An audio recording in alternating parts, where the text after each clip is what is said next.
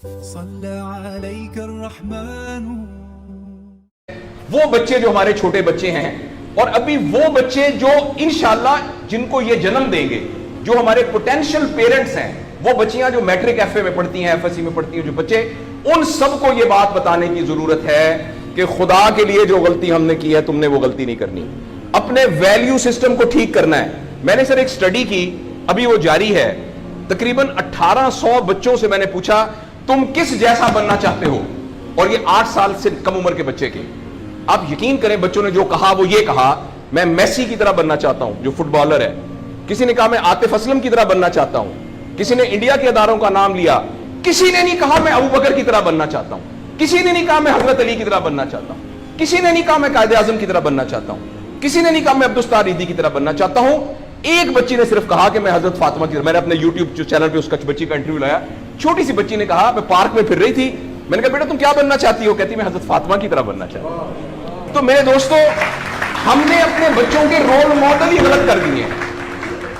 ہم نے اس لیے مجھے اور آپ کو بہت سیریسلی اس بات پر غور کرنا ہے. میں آپ سے عرض کروں، ساؤتھ افریقہ میں تتلیاں ختم ہو رہی ہیں، لہٰذا تتلیوں کی نسل کو بچانا بڑا ضروری ہے.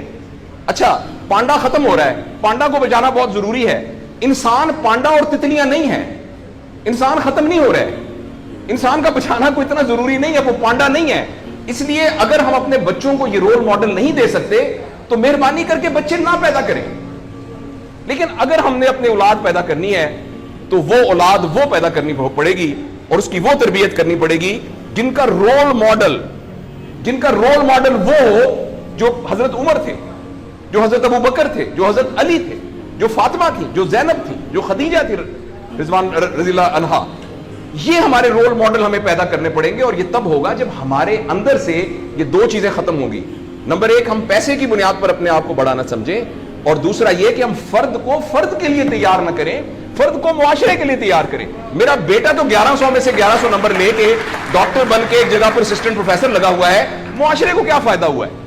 اور ہم میں سے آپ سوچیں کہ عموماً ہم سب لوگ جب اللہ کا شکر ادا کرتے ہیں کہ یا اللہ تیرا شکر ہے 3 مرلے کے مکان میں رہتے تھے، اب ماشاءاللہ کوٹھی ہے 2 کنال کے اندر، اور سائیکل پہ ابا جی جاتے ہوتے تھے، لیکن الحمدللہ ہمارے پاس اب 2-3 گاڑیاں ہیں. اب ہم سارے بھوربن میں جاتے ہیں چھٹیاں گزارنے، کبھی کبھی انگلینڈ بھی جاتے ہیں. اللہ کا ہمارے اوپر بڑا کرم ہو گیا. اس غلط فہمی سے ہم اپنے آپ کو نکالیں. سروس اورینٹڈ جب تک ہم اپنے بچوں کو نہیں ڈیولپ کریں گے، اس وقت تک میں آپ کو بہت دکھ سے اعلان کرتا ہوں، بڑی ہی تکلیف کے ساتھ، میں بہت آپٹمسٹ آدمی ہوں. میں یونیورسٹیوں میں جاتا ہوں، کالج میں جاتا ہوں، بچوں سے بات کرتا ہوں. اگر ہم نے اگلے فوری طور پر اپنے بچوں کی تربیت پہ توجہ نہ دی، اگلے 10 سال میں ایک ایسی نسل آنے والی ہے جن کو چائلڈہڈ ڈپریشن ہوگی، جن کو سوئسائڈل تھاٹس آئیں گے، جن کی سیکسول ٹریننگ بہت بری ہوگی، اور جن کے اندر ریلیشن شپ پرابلمز ہوں گے. اور یہ ہونے والا ہے، ہماری آنکھوں کے سامنے ہونے والا ہے. اگر آپ کے ہاتھ میں ایک موبائل ہے، آپ ابھی اپنا موبائل کھول کے فیس بک کھولے، جو پہلی 1.5 منٹ کی ویڈیو آئے گی اس میں ایک نیم برہنہ عورت ناچ رہی ہوگی. اگر آپ کے 8 سال کے بچے کو آپ نے موبائل دیا ہوا ہے، میں آپ کو یقین دلاتا ہوں اس نے ننگی عورتوں کو ناچتا ہوا دیکھ لیا ہے. اور وہ سارے ایکٹ جن کو منہ سے بیان کرتے ہوئے ہمیں شرم آتی ہے، وہ آپ کے 8 سال کا بیٹا اور 8 سال کی بیٹی دیکھ چکی ہے.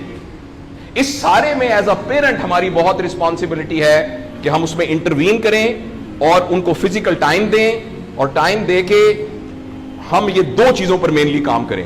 تو انشاءاللہ العزیز ہمیں امید ہے کہ معاشرہ بچ جائے گا.